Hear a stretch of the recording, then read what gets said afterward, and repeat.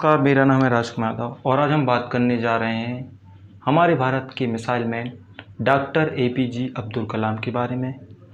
जैसा कि आपको ज्ञात होगा कि उनका जन्मदिन 15 अक्टूबर को मनाया जाता है। तो चलिए हम बात करते हैं एपीजे अब्दुल कलाम के बारे में। अतः एपीजे अब्दुल कलाम सर ने कहा है कि सफलता की कहानियाँ मत पढ़ो, उससे आपको केवल एक संदेश मिलेगा। असफलता की कहानियाँ पढ़ो, उससे आपको सफल होने के कुछ विचार मिले। जिंदगी में कुछ ऐसे लोग भी होते हैं जिनका जीवन समस्याओं से भरा रहता है, लेकिन फिर भी वो इन समस्याओं को पार करते ही एक नई ऊंचाई पार करते हैं। ऐसे ही हमारे एपीजे अब्दुल कलाम, उनके मन में अपने सपने को पूरा करने का जुनून था, जिसे वो पूरा करके ही मानते थे। देश के 11वें राष्ट्रपति के तौर पर शपथ लेने वाले डॉक्टर एपीजे अब्दुल कलाम भी ऐसे ही बिरले लोगों में से एक थे। उनका बचपन का सपना वो एक पायलट बनने का था, मगर जब वो उसमें कामयाब नहीं हो पाए तो उन्होंने वैज्ञानिक बनने की ठानी। फिर वो ऐसे वैज्ञानिक बने कि उनके नाम के आगे ही मिसाइल मैन लग गया था। मतलब जो वैज्ञानिकों के लिए एक परिभाषा बन गई थी। अब अगर कभी भी मिसाइल मैन का नाम आता है तो हमारे जहन में केवल एक नाम आता है, और वो है हमारे भारत के पूर्व राष्ट्रपति सर एपीजे अब्दुल कलाम का। भारत के मिसाइल प्रोग्राम को ऊंचाइयों तक पहुंचाने में उनका योगदान अतुलनीय है। हम उनके योगदान को नहीं भुला सकते। विज्ञान और वैज्ञानिकों के प्रति उनका लगाव ही था कि राष्ट्रपति रहते हुए भी वैज्ञानिक उनसे इस बाबत सलाह भी लेते थे और वो इसमें दिलचस्पी भी लिया करते थे। जब केरल थुम्बा से भारत ने पहला रॉकेट अंतरिक्ष में भेजा था, उस वक्त कलाम भी उस प्रोजेक्ट का हिस्सा थे। विक्रम साराभाई न सिर्फ उनके बॉस थे बल्कि उनके गुरु भी थे। वो अपने काम के अलावा अपने बालों के स्टाइल को लेकर भी पूरी दुनिया में पहचाने जाते थे।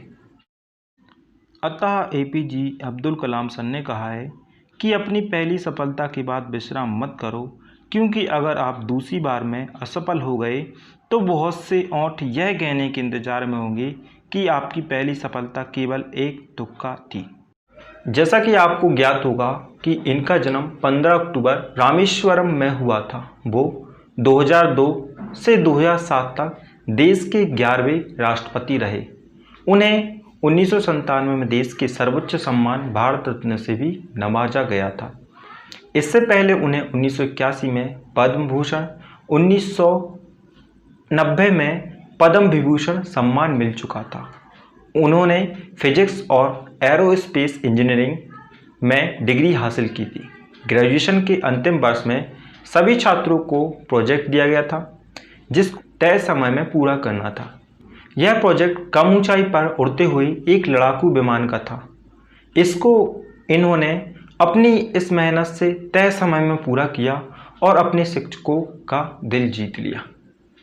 उनकी लगन की तारीफ उनके शिक्षक भी किया करते थे। जब वो युवा होता है तो उसके मन में एक सपना जन्म लेता है। उसी तरीके से हमारे सर एपीजे अब्दुल कलाम के मन में भी फाइटर पायलट बनने का सपना था।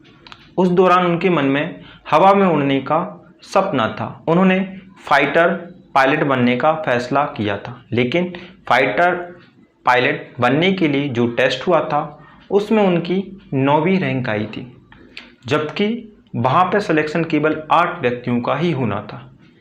इसके लिए क्या हुआ, जो एपीजे अब्दुल कलाम थे वो निराशा में डूब गए। लेकिन उसके बाद उन्होंने इस निराशा से बाहर आए और वैज्ञानिक बनने की ठान ली।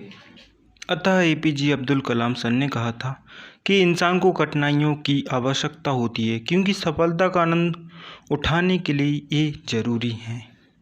बात साल 2006 की है, जब कलाम साहब भारत के राष्ट्रपति थे। तब उनका बरसों पुराना सपना सच हुआ। ये सपना फाइटर जेट में उड़ान भरने का था। अपने राष्ट्रपति कार्यकाल के दौरान उन्होंने सुखोई फाइटर जेट में उड़ान भरी थी। अपने इस अनुभव को साझा करते हुए उन्होंने कहा था कि वह विमान को काबू करने की कोशिश में इस कदर खो गए थे कि उन्हें समय का पता ही नहीं चला। उनकी यह उड़ान करीब 40 मिनट की थी।